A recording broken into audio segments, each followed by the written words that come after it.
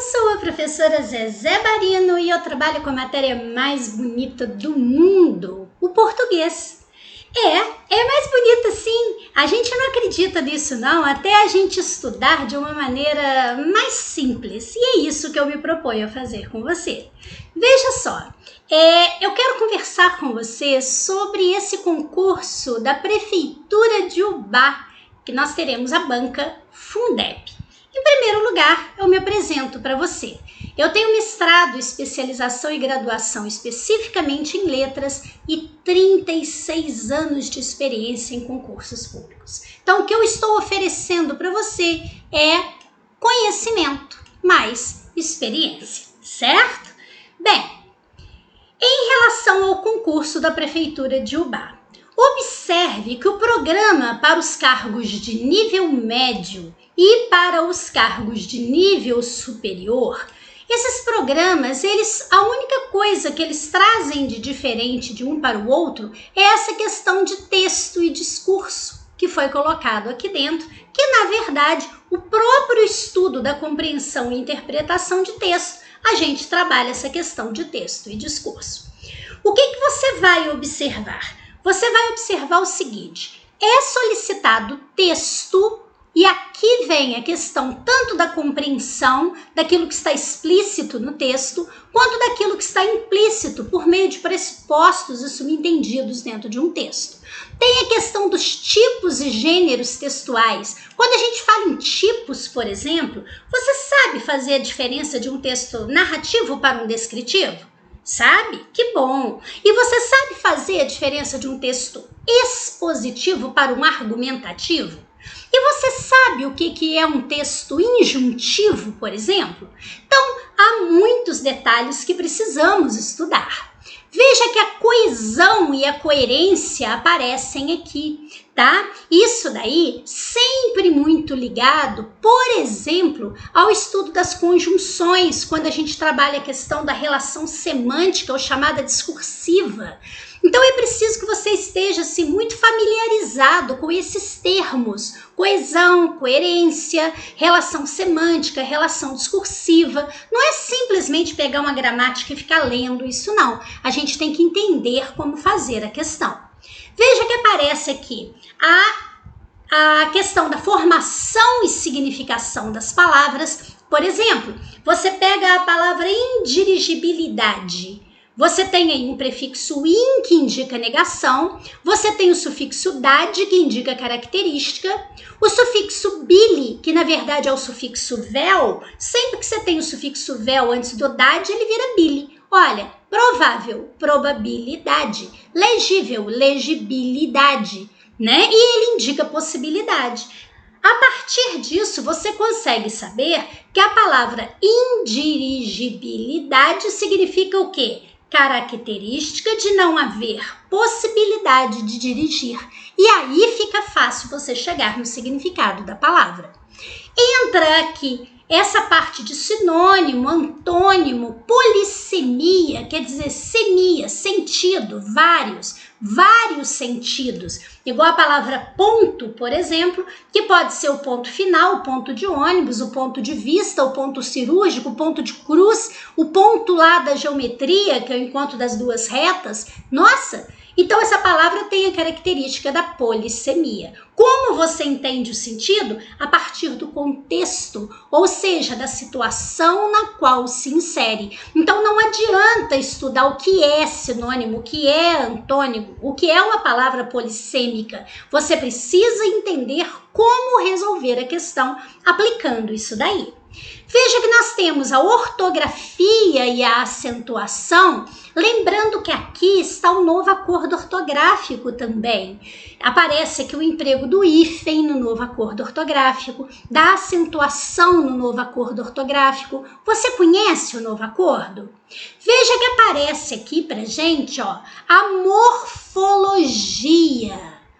Então, quando aparece morfologia, não está simplesmente falando das classes de palavras, daquelas 10 classes, artigo, substantivo, adjetivo, numeral, pronome, verbo, advérbio, preposição, interjeição e conjunção. Não é simplesmente identificar, não. Você tem que saber empregar estas classes. Você sabe quando você emprega um verbo no indicativo, no subjuntivo ou no imperativo?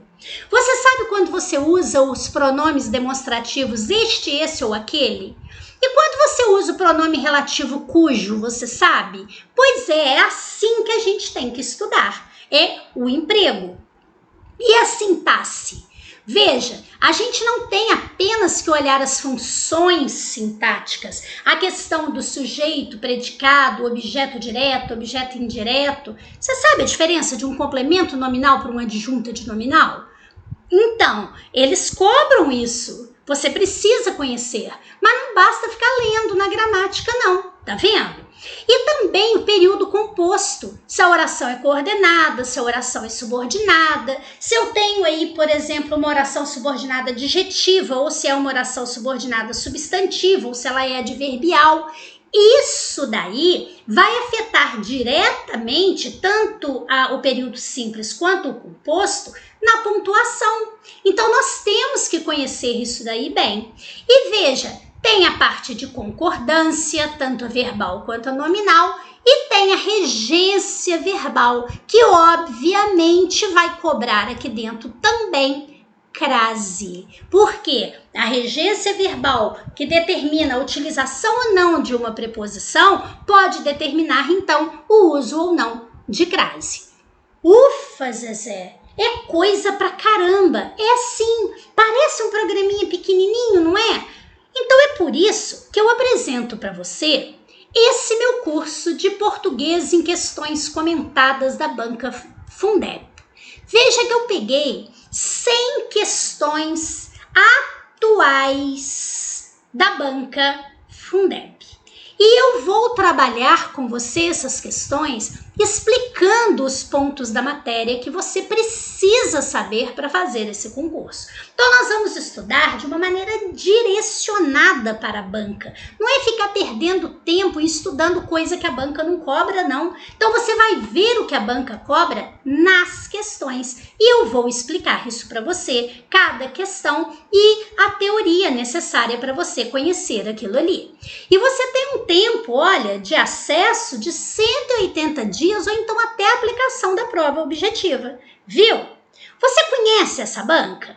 Veja só, eu selecionei aqui para você uma questão da banca Fundeb, que é a gestão de concursos, né, do ano de 2021, quer dizer, muito recente, da Câmara de Uberlândia, Minas Gerais, para contabilista, uma prova de nível superior. Então veja que aqui diz assim: releia este trecho. Não entendo direito como funcionam esses cálculos do desmatamento.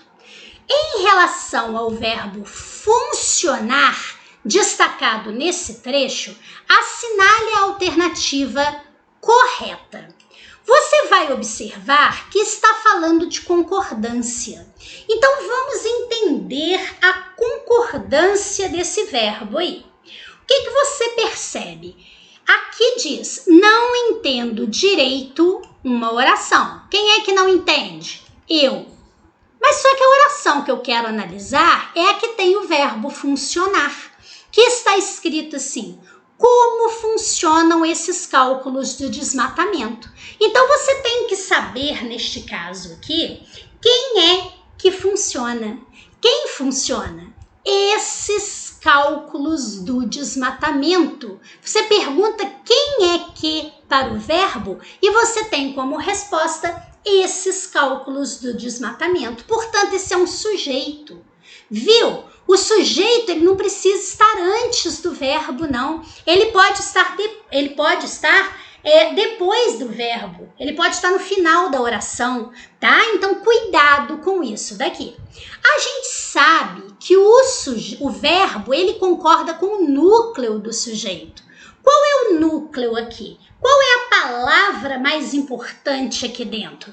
Observe que nós temos aqui como núcleo a palavra cálculos. Porque o que a pessoa está dizendo que não sabe como funciona são os cálculos e não o desmatamento.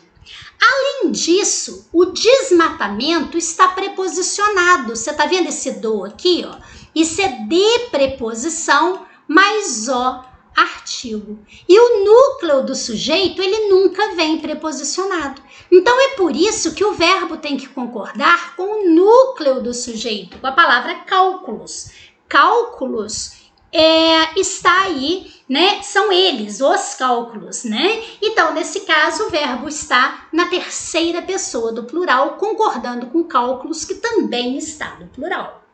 Vamos ver agora as afirmativas. A gente quer a correta. Primeiro eu analisei, você viu, né? Então, veja, a concordância está incorreta. Não, ela está correta. Então, aqui diz, pois levando em consideração o falante, o verbo deveria estar conjugado no presente do indicativo e na primeira pessoa do singular. Não, não está falando como eu funciono. Então, não é primeira pessoa do singular. E aqui, o verbo está no presente do indicativo, como as coisas funcionam, tá? Então, nesse caso, a A está errada. A conjugação está correta. Opa, aqui é verdade. Pois trata-se de verbo impessoal, conjugado no presente do subjuntivo. Não, isso é indicativo. Subjuntivo é aquele modo que indica incerteza, dúvida, hipótese, conjectura. Quando eu falo funcionam, é algo certo. Então, se é certeza, é indicativo e não subjuntivo. Certo? Agora, você veja que aqui está falando que é um verbo impessoal. Não, o que é verbo impessoal? Verbo impessoal são aqueles que nos dão as orações sem sujeito. Como é o caso, por exemplo, do verbo haver, quando ele está sendo usado no sentido de existir, de acontecer, quando ele está indicando um tempo decorrido.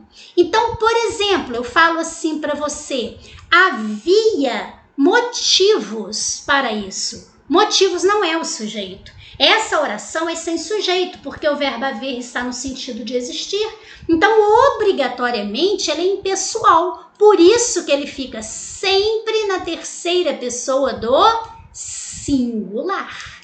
Percebeu? Isso é verbo impessoal. É o caso do verbo haver nessa situação, é o caso do verbo fazer, indicando um tempo decorrido ou fenômeno da natureza, é o caso do verbo ser, quando ele indica tempo ou distância, é o caso dos verbos que indicam fenômenos da natureza, como é o caso, por exemplo, de choveu muito, né? Tudo isso é verbo impessoal, mas o verbo funcionar, não, esse daí não é impessoal, não. Ele conjuga normalmente de acordo com o seu sujeito.